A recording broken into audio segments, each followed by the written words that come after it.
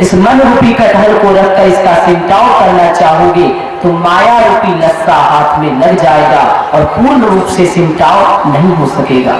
इसलिए सबसे पहले मन पर वैराग्य रूपी तेल को लगाना चाहिए। वैराग्य रूपी तेल को लगाकर तब ऐसा करेंगे, तब संयम होगा, तब सुधार होगा और तब कल्याण होगा। ईश्वर का तत्व ज्ञान कैसा है? तो संत कबीर साहब ने कहा, आछे पुरुष एक पेड़ है, निरंजन बाकी डार, त्रिदेवा शाखा भया, पात भया संसार। अर्थात परम पुरुष परमात्मा एक वृक्ष है, निरंजन बाकी डाल, निर्गुण निराकार ब्रह्म उसका डाल है, उसकी डालियां, और त्रिदेव ब्रह्मा विष्णु और शिव जिसके आगे आज सारा जगत नतमस्तक है, वो उसकी शाखाएं हैं और ये सारा संसार उस वृक्ष के पत्ते हैं। इसलिए इस प्रकार जो ब्रह्म को तत्व से जान लेता है वह कभी नहीं भटकता। इसलिए ऐसा जानना चाहिए। भगवान श्री कृष्ण ने भी कहा था, हे अर्जुन इस संसार को देखो, ये संसार उल्टे वृक्ष की भांति है, जिसकी शाखाएं तो नीचे हैं किंतु जिसकी जड़ें ऊपर की ओर है। जो इस संसार रूपी उल्टे वृक्ष को समझ लेता है वह इस वृक्ष में कभी अपना अनुराग नहीं रखता, बल्कि वह इस वृक्ष के मूल स्वरूप पर ब्रह्म परमात्मा में अपना अनुराग रखता है, जिस पर ब्रह्म परमात्मा से इस वृक्ष की सृष्टि होती है। इसलिए उसमें अनुराग करने के लिए इस बात को जानना परम आवश्यक है। संत कबीर साहब ने तो बड़े विचित्र शब्दों में समझाया, कबीरा खड़ा बाजार में लिए लुकाठी हाथ, जो घर जा रे अपना चलो हमारे साथ। लोग कहेंगे ये संत कबीर साहब क्या कहते हैं, अपना घर जला लो और जो अपना घर जलाना चाहते हो वो मेरे साथ चलो। मतलब यदि अपना घर जला लेंगे तो फिर रहेंगे कहां? तो अपना घर जलाने का अर्थ यह है कि अज्ञानता के कारण इस शरीरस्थ घर को जो अपना घर समझ बैठे हो, इस नकली घर को जला लो। जब इसे जला लोगे तब इसके जल जाने के पश्चात जब जड़ और चैतन्य के सारे आवरण जल जाएंगे तब वह कैवल्य परम पद बचेगा, जहां पहुंचकर पर ब्रह्म परमात्मा की प्राप्ति होगी। और तब जब ये घर जल जाएगा तो आप लोगों ने देखा होगा, जब मजबूरी होती है, दुख होता है तो व्यक्ति कहीं भी रह जाता है। वही जब सुख होता है तो वह सोने के लिए रेशमी और गद्देदार बिछावन की कामना करता है, और जब बुरा समय आता है तो उसके लिए धरती ही उसका बिछावन और आकाश ही उसका चादर बन जाता है। तात्पर्य यह है कि विषय भोग में मन इतना आसक्त है कि इसे थोड़ा आराम दोगे ये और आराम की कामना करेगा, इसे थोड़ा और आराम दोगे ये और सुख और आराम की कामना करेगा। इसलिए संत सद्गुरु कहते हैं कि इसकी इच्छाओं को और मत बढ़ाओ, बल्कि इसके इच्छाओं का सिमटाव कर लो।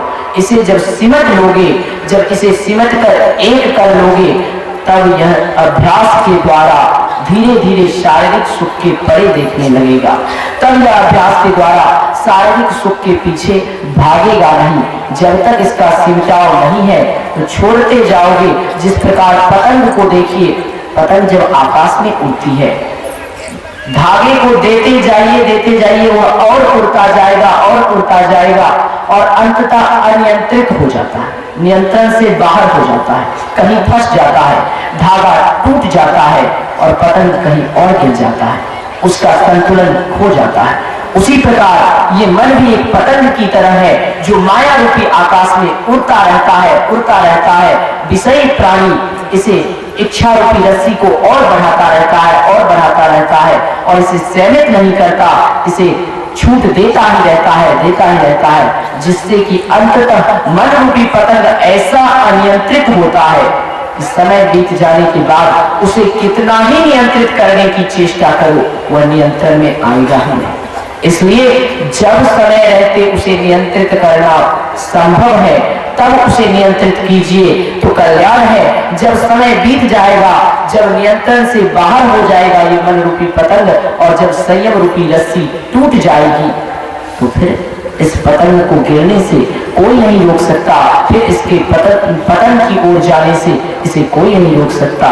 इसलिए मनुष्य को चाहिए कि वह बिखराव की ओर नहीं, वह सिमटाव की ओर अपना ध्यान दे। अर्थात एकता में बहुत बड़ी शक्ति होती है और अनेकता में शक्ति नहीं होती। इसलिए साधक को चाहिए कि वो अनेकता को छोड़कर एकता की ओर अपना ध्यान दे। बचपन में आज के बच्चों ने भी ये कहानी पढ़ा होगा, मैंने भी अपनी किताब में एक कहानी पढ़ा था।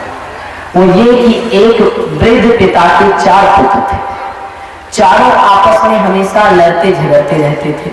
जब हमेशा चारों लड़ते झगड़ते रहते थे तो एक दिन पिता जब मरने की अवस्था तक पहुंचे, जब ऐसा लगने लगा कि अब मेरा शरीर नहीं रहेगा, अब शरीर साथ छोड़ देगा, तो पिता को अपने पुत्रों की ही चिंता लगी रहती थी। उन्होंने सोचा ऐसे तो इसे समझाना संभव नहीं, अब करें तो करें क्या। उन्होंने अपने चारों बेटों को अपने पास बुलाया, कहा अब मेरा कम से कम अंतिम उपदेश सुनो। पुत्रों ने कहा ठीक है बताइए क्या बात है, आपकी क्या इच्छा है। पिता ने कहा कुछ लकड़ियां लाओ मेरे सामने। पुत्रों ने लकड़ियां लाकर दिया। पिता ने एक लकड़ी एक पुत्र के हाथ में दिया, कहा इसे तोड़ दो। तो पुत्रों ने तोड़ दिया। फिर दूसरी लकड़ी दूसरे पुत्र के हाथ में दिया, उस पुत्र ने भी उस लकड़ी को तोड़ दिया। तीसरी लकड़ी तीसरे पुत्र के हाथ में दिया, उस पुत्र ने भी उस लकड़ी को तोड़ दिया। पिता ने कहा अब इन सब लकड़ियों को फिर से एक साथ बांध दो। अब जो लकड़ियां बच गई हैं उन्हें एक साथ बांध दो। पुत्रों ने उन सब को एक साथ बांध दिया। पिता ने एक लड़के को बुलाया और कहा अब इसे तोड़कर दिखाओ।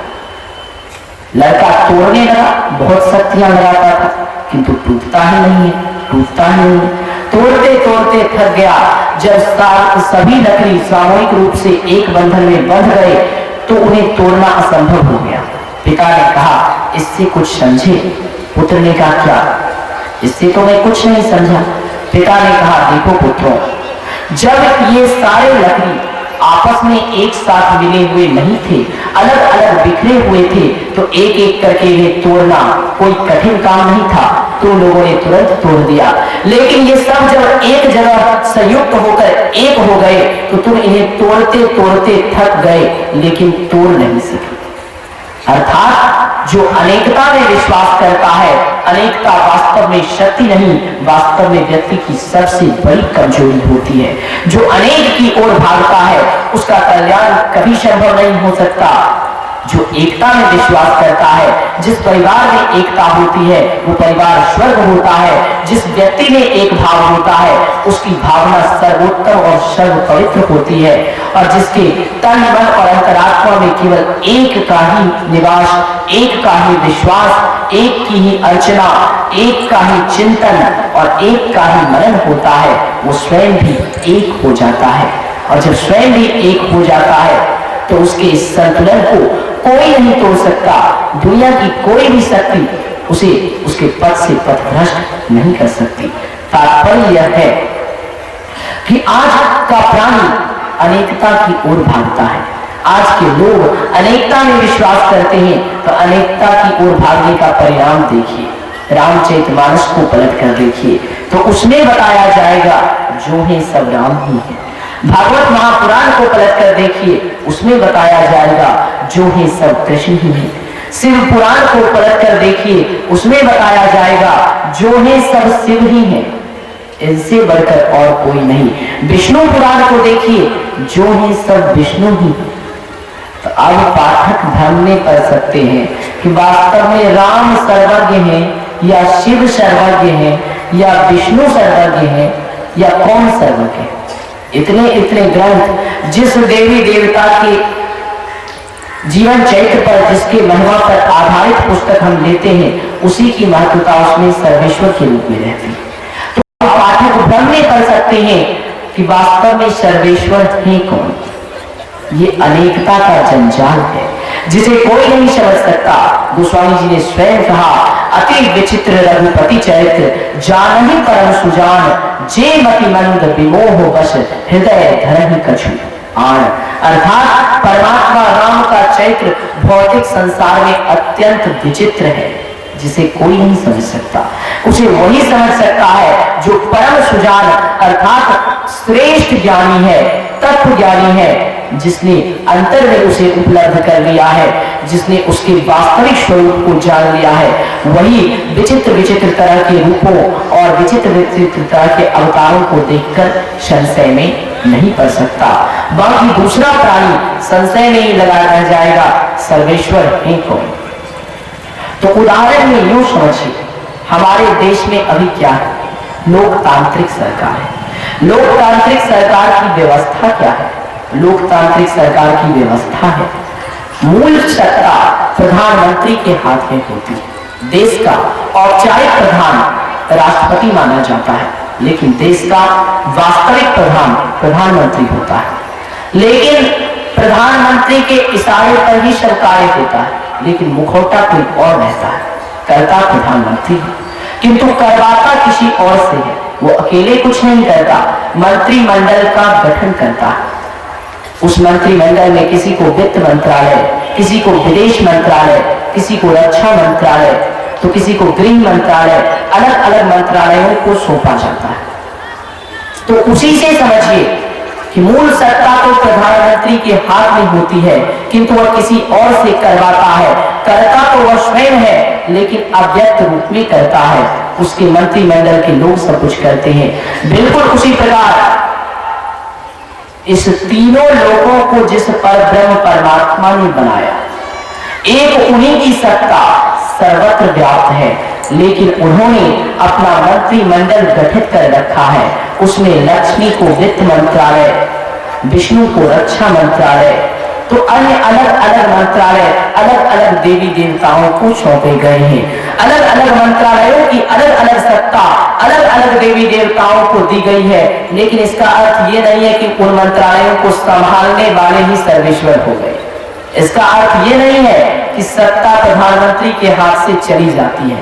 पावर तो प्रधानमंत्री के पास ही होता है, बस उस पावर को यूज करने का तरीका प्रधानमंत्री दूसरों को देता है। बिल्कुल उसी प्रकार अलग अलग देवी देवताओं को देखकर लोग ये न समझे कि सर्वेश्वर वही है। सर्वेश्वर की सत्ता एक थी, एक है और एक ही रहेगी। उसे कोई नहीं बदल सकता, किंतु वे किसी को माध्यम बनाते हैं। स्वयं कर्ता होते हुए भी वे अव्यक्त हैं।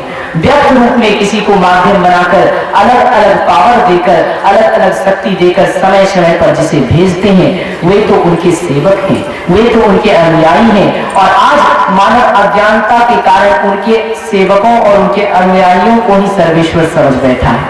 तो इसमें हमारी गलती है, इसमें परमात्मा की क्या गलती है? ये तो हमारी अज्ञानता है, हम अपनी मूर्खता के कारण ऐसा समझ रहे हैं। इसलिए संतों ने कहा, आछे पुरुष एक पेड़ है। इसलिए संत कबीर साहब ने स्पष्ट रूप से कह दिया, परमात्मा एक पेड़ है और उस पेड़ की शाखाएं, उस पेड़ की डाल और उस पेड़ के अलग अलग हिस्से अलग अलग देवी देवता माने गए। लेकिन पेड़ का मूल महत्व है। यदि पेड़ ही नहीं तो शाखा कहां, डाल कहां, पत्ती कहां? उसी प्रकार यदि ब्रह्म ही नहीं तो 3300 करोड़ देवी देवता कहां, संसार कहां, मनुष्य कहां, दानव कहां, पशु कहां? तीनों लोगों में उसी की सत्ता है। लेकिन इस तत्व को केवल सुनने से थोड़े समय के लिए समझ सकते हो। कहा जाता है माया जल पर पड़ी हुई काई की भांति है। जल में एक कंकर फेंकिए, काई थोड़ी देर के लिए हट जाती है, लेकिन फिर से धीरे धीरे जल जाती है। उसी प्रकार सत्संग में जब तक लोग बैठते हैं, संतों की वाणियों को जब तक सुनते हैं, तब तक थोड़े समय के लिए माया का प्रभाव हट जाता है। यहां से गए तो जल में पड़ी हुई काई थोड़े समय के लिए हटती है और फिर जल के ऊपर पड़ जाती है। उसी प्रकार मनुष्य के मन रूपी जल पर पड़ी हुई माया रूपी काई सत्संग रूपी कंकर के फेंकने से, संत वचन रूपी कंकर से थोड़े समय के लिए हटती है, लेकिन फिर यहां से गए, फिर संसार में रमे और फिर से वह काई जम जाती है। इसे जड़ से कैसे हटाओगे? जड़ से हटाने के लिए केवल सुनना पर्याप्त नहीं है, जड़ से हटाने के लिए करना महत्व रखता है। कोई करवा सकता है लेकिन कर नहीं सकता, करना आपको स्वयं ही पड़ेगा। कोई बता सकता है किंतु पहुंचा नहीं सकता।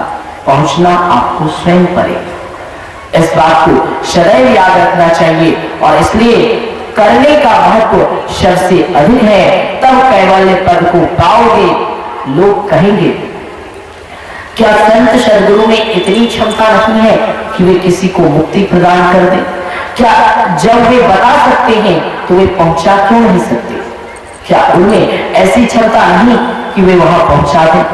अवश्य वे पहुंचा सकते हैं, किंतु वे अगर पहुंचा दें तो मनुष्य कर्म योगी नहीं बल्कि विषय भोगी बनकर रह जाएगा। फिर मानव सोचेगा हमें कुछ करने की जरूरत ही नहीं, जाकर संतों के चरण दबा दें, जाकर उनकी सेवा कर दें, वे अपने आप साधना में वृद्धि करा देंगे। तो फिर संघर्ष की शक्ति मानव में कहां से आएगी? फिर वो करने की क्षमता, करने में क्या कष्ट होता है, इसका अनुभव स्वयं कैसे करेगा? इसलिए कोई संत महापुरुष क्षमतावान होते हुए भी अपनी क्षमता को छिपा कर रखते हैं। वे केवल बताते हैं जब तुम अपने परिश्रम से पाओगे उसका आनंद ही कुछ और होगा। जब तुम्हें कोई विरासत में दे देगा उसका आनंद उतना नहीं मिलेगा जितना कि अपने परिश्रम से पाने के बाद मिलता है। इसलिए अपने परिश्रम से साधक को ऐसा करना चाहिए, उस कैवल्य पद को जानना चाहिए जिसका नाम परमात्मा है, जिसका नाम ईश्वर है। अलग अलग धर्मों में लोग उस पद की परिभाषा अलग अलग करते हैं, किंतु इससे वे अलग अलग नहीं हो जाते। गोस्वामी जी ने स्पष्ट रूप से लिखा, परवश जीव स्ववश भगवंता, जीव अनेक एक श्रीकंता। जीव दूसरों के वश में है, श्रीपति भगवान स्वतंत्र हैं। जीव अनेक है, श्रीपति भगवान एक ही एक है। उस एक को कैसे जानोगे, कहां जानोगे? तो कहा जाता है वह कहा, तो संतों की बाणी में आया, चाम चरण सो नजरी न आवे, खोज रूह के नैना। इन साधारण चरण चक्षुओं से नहीं देखा जा सकता। आंख, जिस आंख का नाश हो सकता है, जिसकी रोशनी जा सकती है, उससे कैसे देखोगे? जो मैंने पहले ही कहा था, लोहे को लोहा काटता है, अर्थात अनश्वर को अनश्वर जानता है, नश्वर नहीं। जो आंख स्वयं ही नश्वर है, जिसकी रोशनी आज है, वृद्धावस्था होगी, रोशनी कम जाएगी, आंख से सूझेगा नहीं, दिखाई नहीं पड़ेगा, दूसरों के सहारे पर चलना पड़ेगा, लाठी से पाला पड़ जाएगा। अर्थात जो स्थिति नित्य नहीं अनित्य है, उससे नित्य स्वरूप को कैसे जान सकते हैं? नित्य स्थिति में पहुंचकर ही नित्य को जाना जा सकता है। अनित्य में जब तक है तब तक नित्य को नहीं जान सकते। नित्य का अर्थ क्या है? जो सदैव है, जो कभी कम या कभी ज्यादा नहीं होता, जो निरंतर एकस्थ है। उसे जानने के लिए स्वयं को भी कम और ज्यादा से अर्थात उतार चढ़ाव से हटाकर एकस्थ करो तो कल्याण होगा। और जो ऐसी नित्य स्थिति में पहुंच जाता है, वह कितना ही हास्यप्रद हो, उसके पास शारीरिक दुर्बलता हो, शारीरिक क्षमता ना हो, लेकिन फिर भी वो पूजनीय और आदरणीय माना जाता है। जिस प्रकार अष्टावक्र मुनि का प्रमाण आता है। अष्टावक्र मुनि 8 अंग से टेढ़े मेढ़े थे, देखने में हास्यप्रद लगते थे, लोग देखकर हंसते थे, लोग देखकर मजाक उड़ाते थे, लोग देखकर अपमान करते थे।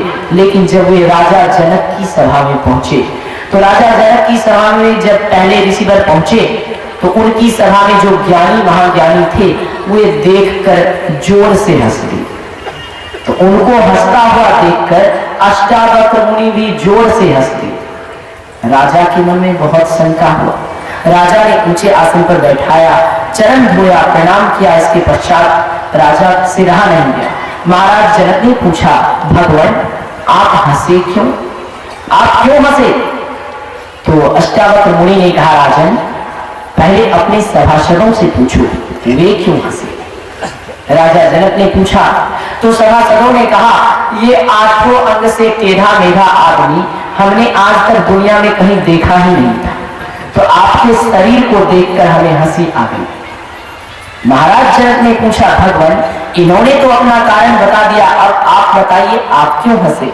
अष्टावक्र मुनि ने कहा, राजन मैं भी इसलिए हंसा कि मैंने सुना था महाराज जनक की सभा में एक से एक बड़े ब्रह्म ज्ञानी, तत्व ज्ञानी, ब्रह्मदर्शी और आत्मज्ञानी पुरुष रहते हैं। किंतु जब मैं यहाँ आया तो मैंने पाया ये सभा तो न ब्रह्म ज्ञानियों की है, न तत्व ज्ञानियों की है, न आत्मज्ञ पुरुषों की है, बल्कि ये सभा तो चमारों की सभा है। ये सभा चमारों की सभा है। तो महाराज जनक को बड़ा आश्चर्य हुआ। उन्होंने कहा, भगवान, इतने सारे विद्वान को आप चमार कैसे कह सकते हैं? अष्टावक्र मुनि ने कहा, राजन, जो ज्ञान की नहीं, जो आत्मा की नहीं, जो शरीर के चमड़े और हड्डियों की पहचान करते हैं, उन्हें चमार नहीं तो और क्या कहेंगे?